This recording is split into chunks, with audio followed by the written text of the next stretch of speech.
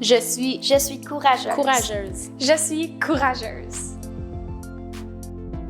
Quand on parle de la violence conjugale, selon moi, avant, je pensais vraiment que c'était juste dans les couples mariés, mais moi, j'ai fait face à de la violence conjugale à 16 ans dans une relation comme adolescente. Quand j'ai vu ma sœur subir cette violence-là, au début, la plupart du monde était contre elle puisqu'ils ne voyaient pas comment elle ne pouvait pas voir ça.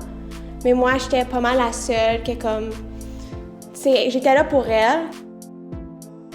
Moi, je crois vraiment que ça devrait être plus parlé dans les écoles primaires, dans les écoles secondaires, vraiment parler de, comme que moi je fais sur les réseaux sociaux, parler de mon expérience, rejoindre nos jeunes filles.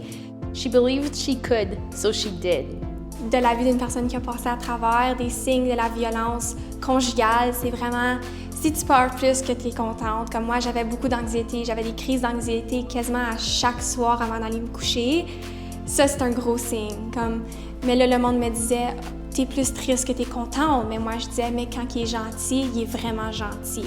Donc ça, c'est un signe.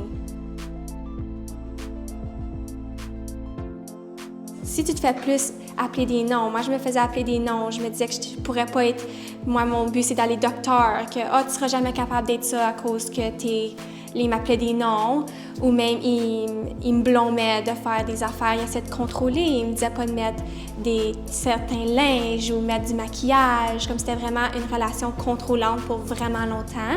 Ne laissez jamais vos peurs vous empêcher de faire ce que vous savez juste.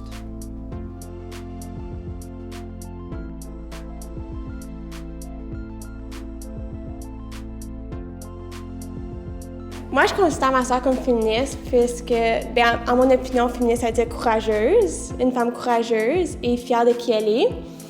Puis avec tout ce qui est arrivé en dernière année, je trouve qu'elle a vraiment surmonté cet obstacle et est devenue une meilleure personne. Laisse tes peurs derrière et fonce. Moi, j'ai pas peur de m'identifier comme féministe car dans le passé, il y a plusieurs féministes qui se sont battues et moi, je veux continuer ce mouvement-là car je crois que c'est vraiment important. Et encore une fois, on n'a pas atteint l'égalité, puis je crois que c'est vraiment important qu'on continue à foncer.